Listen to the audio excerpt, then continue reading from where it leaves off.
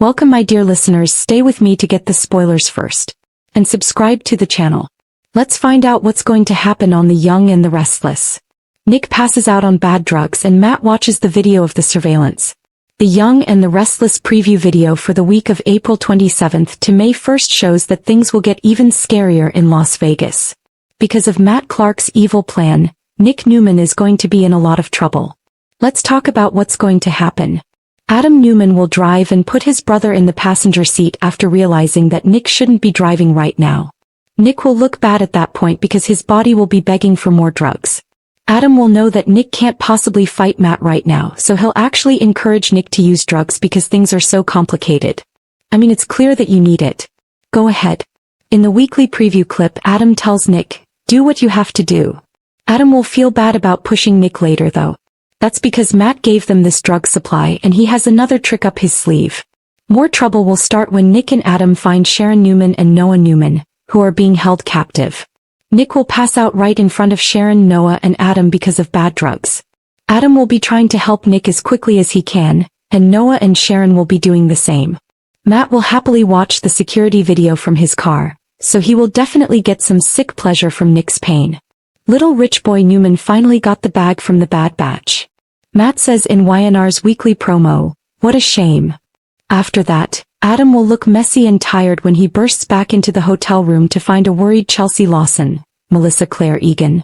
Chelsea will be glad to see Adam safe and sound when she hugs him. Chelsea will then ask where Nick is and Adam will stop and act like he has bad news. Will Nick be in the hospital by then, or will there be another twist involving Matt? Spoilers for The Young and the Restless say that Matt will mess things up again, so stay tuned. Nick's overdose nightmare. Matt turns fake drugs into a death trap on The Young and the Restless. The newest teaser for The Young and the Restless is just plain so panic. Nick Newman is being pushed toward an overdose scare, Matt Clark is promising revenge, and the whole thing is being set up as a deadly game of fake drugs, fear and manipulation. One thing is clear right away from the current recap trail. This isn't just a case of Nick making a bad choice and Matt stepping back. The overdose headline is part of the weaponization of the carefully built trap. Matt has been working toward this for weeks, which is what makes the story so powerful.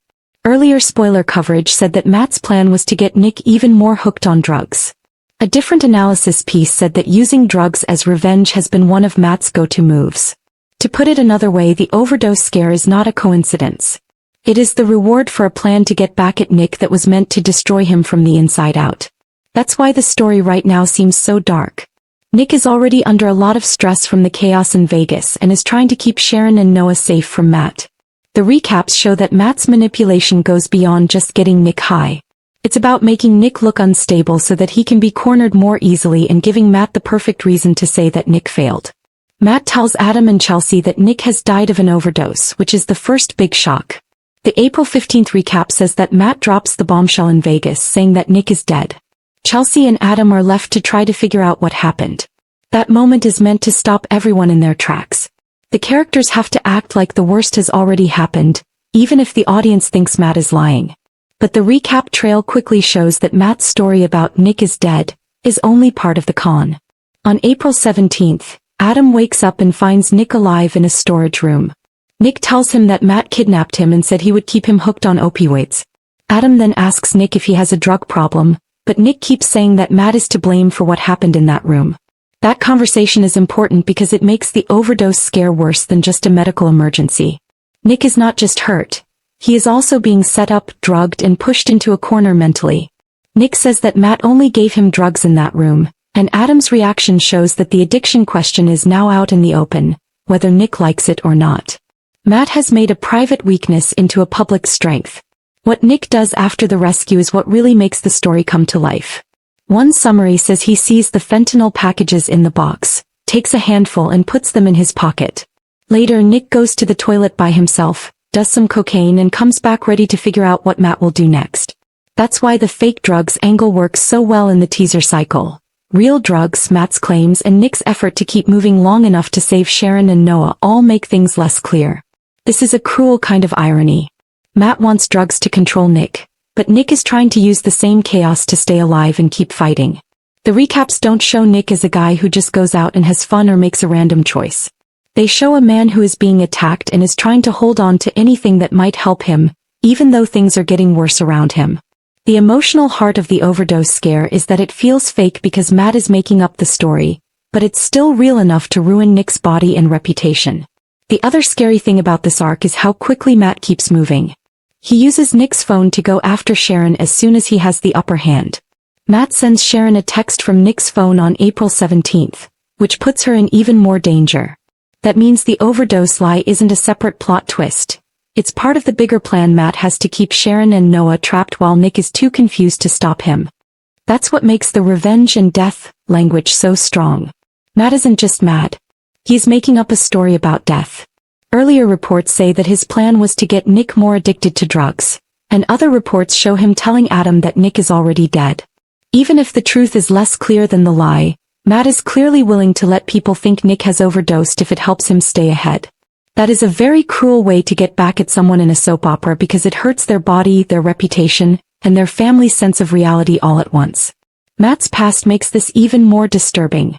A story in January about Matt's drug scheme said that he has been using fentanyl and addiction as revenge, not just against Nick but also against the people around him. The source said that Matt's plan with Noah and Sienna was to get them hooked on fentanyl so that their lives would be ruined and in the end, one or both of them would die from an overdose. In light of that, the current Nick story doesn't seem like a one-time scare. Seems like Matt has just moved the goal. Nick's panic makes sense because he knows at least in part what Matt is up to. He's not just fighting to stay alive.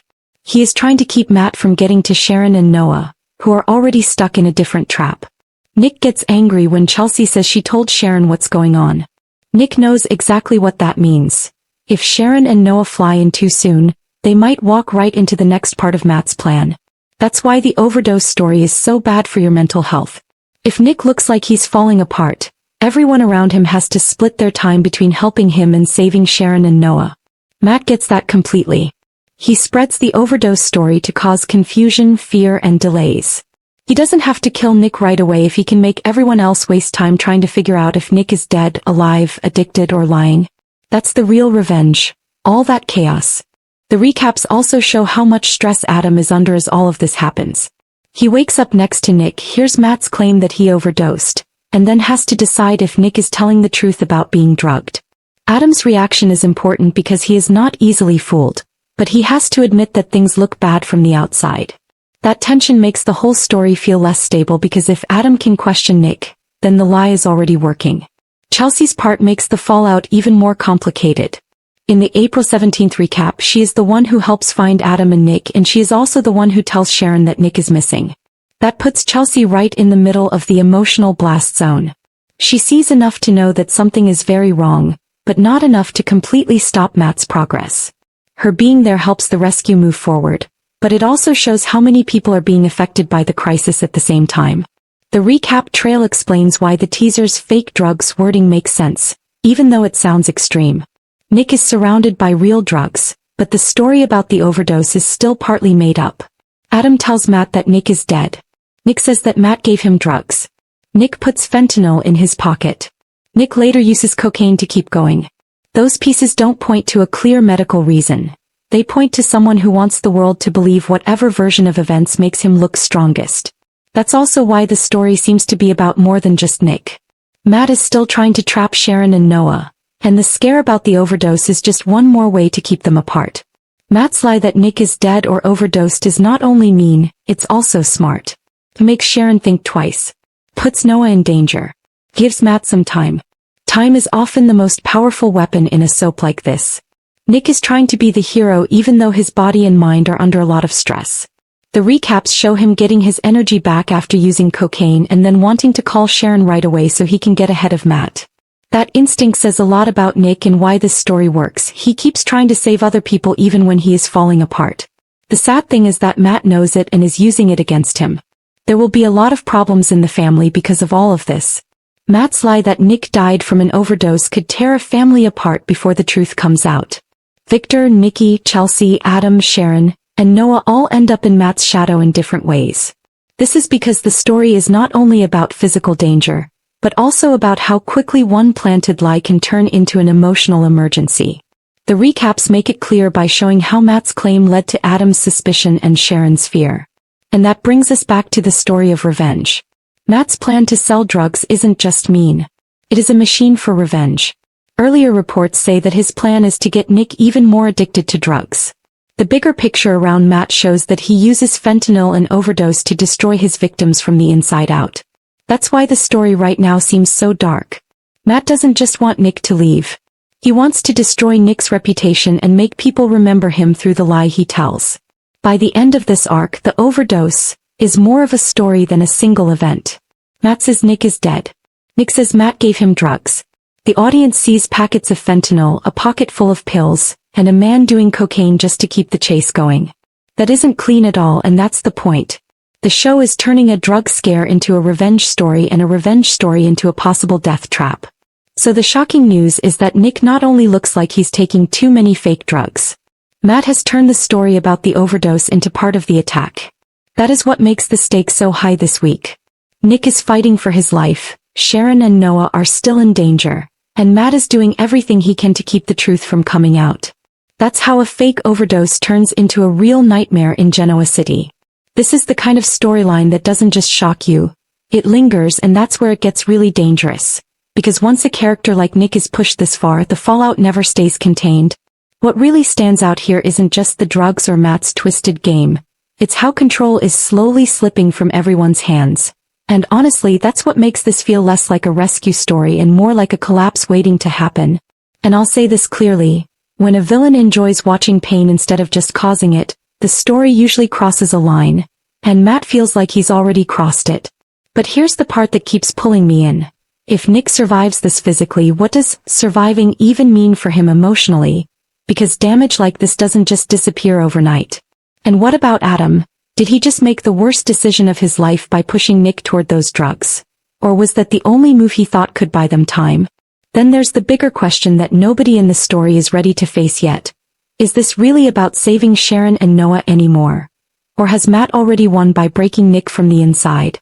Personally, I think this is building towards something even darker. Not just a hospital outcome, but a long-term shift where trust inside the Newman family starts to crack in ways we haven't seen in a long time. And if that happens, who actually pays the price in the end? Nick, Adam, or someone completely unexpected? Do you think Nick can come back from this? Or has Matt already changed him for good? And if you were in Adam's place, would you have made the same call? Or walked away before things went too far?